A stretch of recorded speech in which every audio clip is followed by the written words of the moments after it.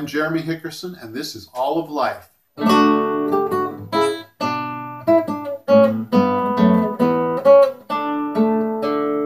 This is a reading from my literary memoir, Now, Then, and Then. It's part 3 of the chapter entitled A New Place. Around to the side of the storefront house was Reggie, sniffing the grass. He turned and looked at me. I ran up and attached his leash, then took both dogs back home and put them inside. They had had a good outing anyway, enough to hold them for a while. Then I got back to work on the fence, and after an hour I had replaced all the bad boards. Now the chicken wire. I got a roll, unrolled it, and began wiring it to the bottom of the neighbor's fence. This was easy enough, but after a while my fingers got sore from the wire digging into them. I kept working, focusing on how good it would be to have an escape-proof yard. I knew those neighbors didn't like me. My coworker who had lived here before me was a talker. I was sure he had used this to his advantage and had charmed the neighbors with his personality. I didn't have that option. The neighbors probably thought I was lazy, a person who didn't take responsibilities seriously. I'd show them. They would see that I was a responsible adult. When I had finished the side by the neighbor's fence, I went into the house and made some coffee. Once it had brewed, I took the cup outside and let the dogs out for a minute, then put them back inside and got to work, replacing boards on the other side of the yard. When I had finished, I still needed to put down the chicken wire, but I was wiped out, so I took a break for lunch. I let the dogs out again, then brought them back in and looked around in the fridge for something to eat. There was a Totino's frozen pizza in the freezer. That would be good.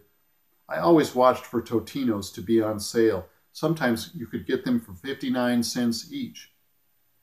When the smell of cooked pizza filled the kitchen, I took it out, let it cool for a minute, then cut it into 4 pieces on the tray and poured a big glass of milk, stirring in some malt powder. As I ate, I felt some soreness in my back and arms, but it was a good feeling. Doing physical work like this was unusual for me. My job at the chemistry lab kept me on my feet all day, working at the bench and walking around the big building, but it didn't qualify as hard labor. I never thought I'd enjoy manual work. That's why I had gotten a college degree. But there was something in the physicality of this fence repair task that seemed right, that was missing from my semi-white collar job. If there was a way I could do handyman work around the house and in the yard, if I could live like this every day and still pay the bills, I realized I would do it. After lunch, I started on the back fence. For this, I used the fencing from the pen. It still had chicken wire attached, but I realized I could leave it, and that would be one less section to wire. I had to unhook it from the other half of the chicken wire, the part that was wired to the neighbor's fence, but that was easy. I just cut the wire holding the 2 pieces together. At the back of the yard now, I quickly completed the first section. I just pushed the ends of the pen fencing into the ground, then hammered in 8-foot metal stakes for support. Now the other 25 feet. I followed the same approach, then attached the chicken wire to the bottom. It occurred to me that the dogs would still be able to go under the chicken wire if they ever got the idea to try. And they probably would get that idea sooner or later. I'd have to go back to the store and get some small stakes to hold it down. Maybe a stake every 5 feet would be enough. For the 275-foot perimeter, that would be 55 stakes. Heck, I could get 100 and put them at closer intervals. They couldn't be that expensive. Let those dogs try to get out now. I was feeling good about the situation. It took me 2 more hours to attach chicken wire to the remaining side of the yard. My fingers were a mass of pain. It was 6 p.m. and I was really hungry. But the yard would be escape-proof once I had staked down the wire. It had to be after all that work. I let the dogs out.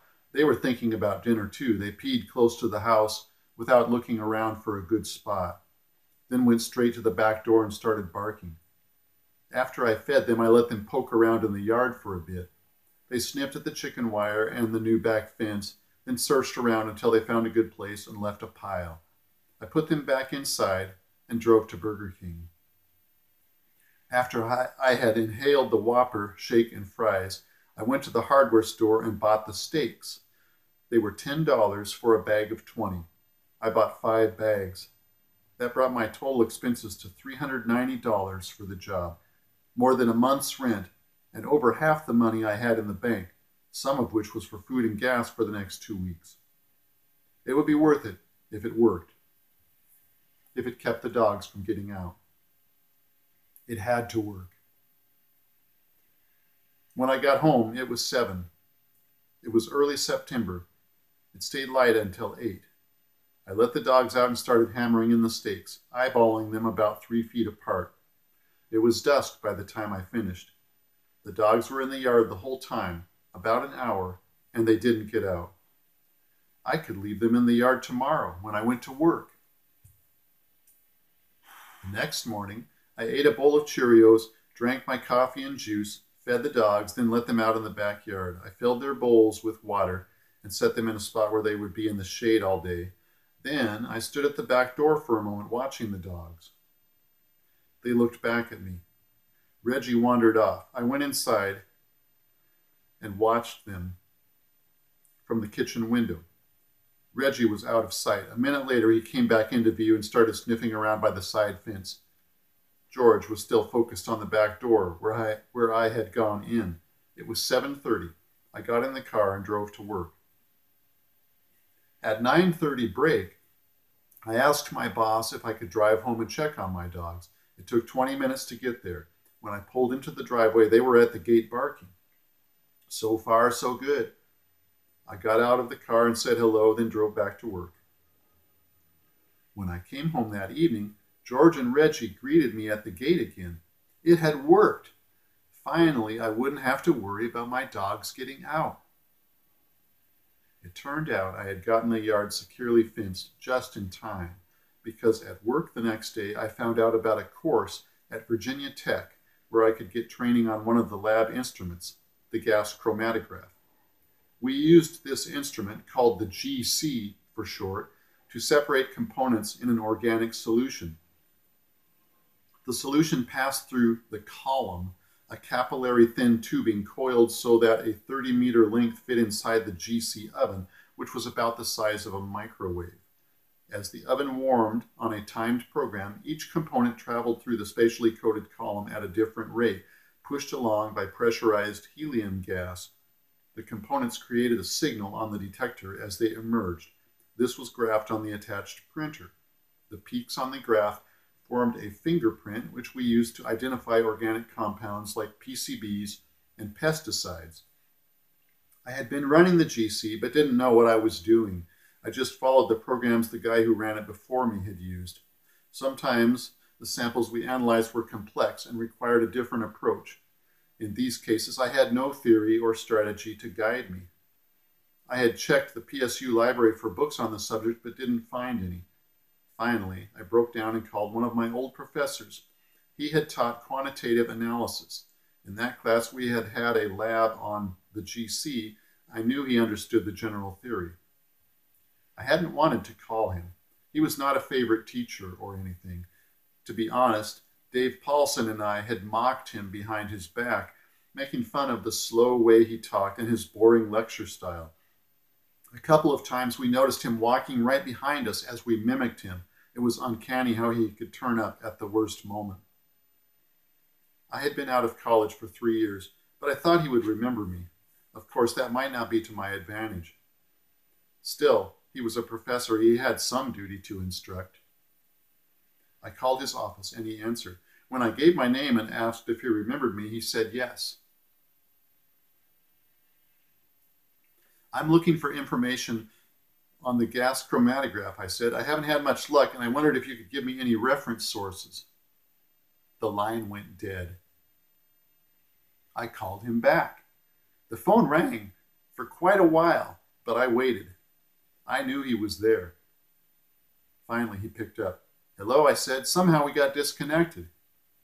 Yes, somehow, he said with sarcastic emphasis. Okay, he didn't want to talk to me. I had it coming. but I was still naively surprised that he disliked me enough to hang up. However, I had him on the line now, so I asked my question again. "Don't they have that information in the trade journals?" he said. "I haven't been able to find it." "Well, I don't know of any other sources." I thanked him for his time. How was I going to learn to run the GC? So when the lab got an advertisement for a 5-day class with Harold McNair, a professor at Virginia Tech, who had pioneered the use of the GC, I was very interested. The class was in mid-October. I asked my boss if I could go, and she approved my request. A month later, I was ready for the trip. The office secretary had taken care of my plane tickets and hotel. My friends Larry and Eleanor Tanner, a married couple in my church who lived a few blocks away, agreed to give me a ride to and from the airport. I was excited. I'd been working at the lab for 3 years, had just become a permanent employee, and this was the first time they'd sent me to training where I had to fly and stay overnight. What about my dogs? Dad agreed to come over and give them food and water every day. I had installed a dog door so they could come inside the back porch area. I would close the door between the back porch and the kitchen to keep them out of the rest of the house. In spite of all my work on the fence, they had gotten out a few times. 2 weeks earlier, they had found a rotten board I had missed, so I replaced it. A week later, they discovered a wide space between a fence post and a board. I hammered in another board to fill the gap. Thank you for listening. If you liked what you heard, click like and subscribe. It helps my channel. Thanks again. I'll see you next time.